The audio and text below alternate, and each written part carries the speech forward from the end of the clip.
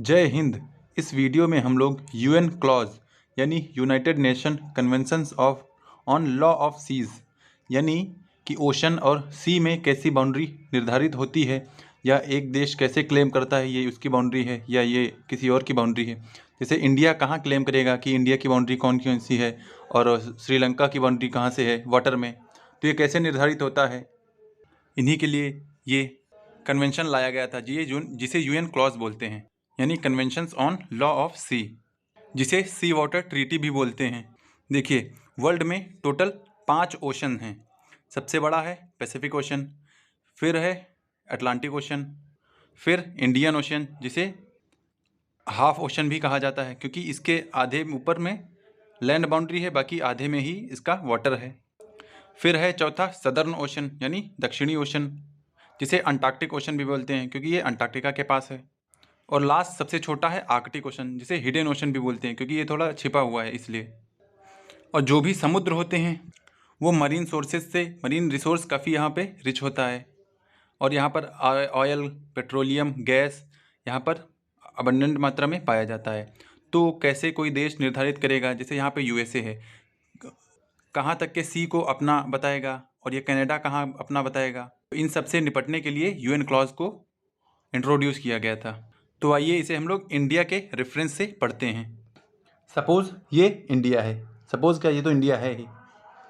तो सी वाटर को निर्धारित करने के लिए हम लोग सबसे पहले एक बेस लाइन खींच देते हैं, यानी पहले एक बेस लाइन मान ली गई है किसी भी कंट्री के चारों ओर, यानी वहीं से हम लोग सब कुछ मेज़र करेंगे।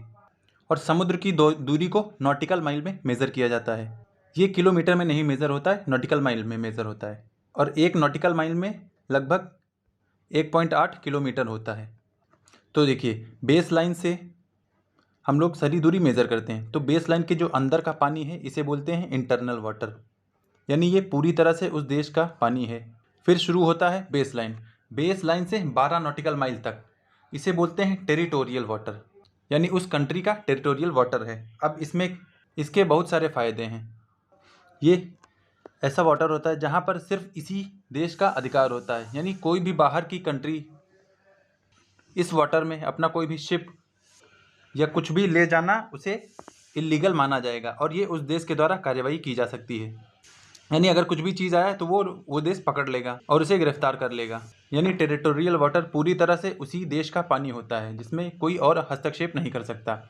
फिर बेस लाइन से 24 नॉटिकल माइल, 12 नॉटिकल माइल था टेरिटोरियल वाटर, बेस लाइन से 24 नॉटिकल माइल है कॉन्टिजुअस जोन, यानी ये टेरिटोरियल वाटर से लगभग 12 नॉटिकल माइल ही होता है। अब ये कॉन्टिजुअस जोन क्या होता है? ये भी उस देश का रिजर्व एरिया होता है जहाँ पर कोई भी एरोप्लेन या कोई भी शिप अगर आनी है तो आपको परमिशन लेनी पड़ेगी। अगर दूसरे देश से आ रहा कुछ भी तो आपको परमिशन लेनी पड़ेगी। और ऊपर से आप कोई भी एरोप्लेन नहीं उड़ा सकते। मान लिया आप यहाँ से अगर उड़ा के गए हैं तो इसके लिए आप पे जुर्माना लग सकता है, आपको फ़ाइन देना पड़ेगा। तो ये होता है कॉन्टिजुअस जोन। अब होता है बेस लाइन से 200 नॉटिकल माइल तक एक्सक्लूसिव इकोनॉमिक जोन, जिसे शॉर्ट में EEZ भी बोला जाता है। अब यहाँ इकोनॉमिक है तो आप यहाँ देख सकते हैं कि 200 नॉटिकल माइल तक यहाँ पर मछली पालन या मछली पकड़ना, अगर कोई ऑयल निकलता है, कोई गैस निकलता है, कोई पेट्रोलियम निकलता है तो ये सभी उसी कंट्री का होगा, कोई और इस पर क्लेम नहीं कर सकता है। ढूंढे चाहे जो भी कंट्री की यहाँ पर कोई ऑयल के रिजर्व हैं या गैस के रिजर्व हैं, लेकिन वो उसी कंट्री का होगा। यहाँ पर सारी आर्थिक गतिविधियाँ होती हैं, इसीलिए इसे एक्सक्लूसिव इकोनॉमिक जोन बोलते हैं। फिर 200 नॉटिकल माइल के बाद आता है हाई सी। हाई सी का मतलब यहाँ पर कोई भी कंट्री आ जा सकती है, मतलब यहीं से सारे मैक्सिमम ट्रेड होते हैं, यहीं से आप आ जा सकते हैं, कोई टैक्स नहीं देना पड़ेगा। कुछ भी आपको बताने से किसी उसको मतलब उस देश को आपको बताने की ज़रूरत नहीं कि हाँ हम लोग यहाँ से जा रहे हैं। आपका कोई भी शिप कुछ भी आप यहाँ से मतलब ले जा सकते हैं 200 नॉटिकल माइल के बाद। तो ये तो यूएन क्लॉज का डिवीज़न हो गया कि इसमें क्या क्या प्रोविज़न है, कैसे डिवाइड किया गया है। अब मान लिया कोई 2 कंट्रीज़ हैं जैसे इंडिया और श्रीलंका, तो ये कैसे निर्धारित करेंगे? तो ये लोग आपस में एक समझौता कर लेते हैं कि मतलब जितना यहाँ पे इनके बीच की दूरी है उसका आधा हिस्सा ये लोग रख लेंगे और आधा का ये लोग यूज़ करेंगे। और इसी तरह कई जगह विवाद भी चल रहा है, जैसे बांग्लादेश अपना सी वाटर यहाँ तक क्लेम करता है पूरा, लेकिन म्यांमार भी इधर से इधर क्लेम करता है, लेकिन फिर यूएन क्लॉज के हिसाब से उसको थोड़ा रियायत दी गई है और इस डिस्प्यूट को सॉल्व किया गया है। तो दुनिया में पानी का बंटवारा इसी ट्रीटी से होता है जिसे बोलते हैं यूएन क्लॉज। लेकिन चाइना इसका फॉलो नहीं करता है। चाइना, ये देखिए, ये चाइना है और ये साउथ चाइना सी, तो ये पूरे साउथ चाइना सी को अपना क्लेम करता है और साउथ एशियन कंट्रीज़ को यहाँ पर हस्तक्षेप करने से रोकता है। इसने यहाँ पर बहुत सारे मिलिट्री बेस बनाए हुए हैं। चाइना इस यूएन क्लॉज को बहुत कम ही फॉलो करता है।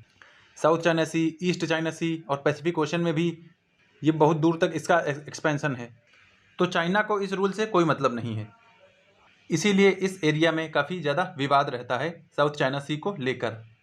ये तो हो गया चाइना के बारे में। अब देखते हैं कि इंडिया को फ़ायदा क्या है। जैसे अंडमान निकोबार है, इधर लक्षद्वीप है, तो इससे इंडिया को फ़ायदा क्या है। तो देखिए, अगर लक्षद्वीप यहाँ पर है तो इसका exclusive economic zone 200 nautical mile तक होगा, तो यानी इसका एरिया थोड़ा और बढ़ जाता है। अगर इंडिया का एरिया मान लिया यहाँ तक 200 नॉटिकल माइल है, तो ये लक्षद्वीप से आके इधर थोड़ा एक्सपेंड कर जाता है, जिससे इंडिया को फ़ायदा होता है। और सेम हाल इधर अंडमान निकोबार आइलैंड में, जो कि इधर इसका exclusive economic zone 200 nautical mile तक बन जाता है। तो अगर किसी ओशन में किसी कंट्री का आइलैंड मिल जाता है तो उसके लिए बहुत ज़्यादा फ़ायदेमंद रहता है। तो आइलैंड का मिलना किसी कंट्री के लिए बहुत ज़्यादा बेनिफिशियल हो जाता है, क्योंकि उसका एरिया और ज़्यादा बढ़ जाता है समुद्र में और उसे इकोनॉमिक जोन में और ज़्यादा फ़ायदा मिलता है, यानी पेट्रोलियम, नेचुरल गैस और ऑयल निकालने के लिए उसे और ज़्यादा बड़ा एरिया मिल जाता है। तो ये फ़ायदा है। आई होप आपको ये वीडियो समझ में आया होगा। तो पढ़ते रहें, रिवाइज करते रहें और वीडियो देखने के लिए धन्यवाद।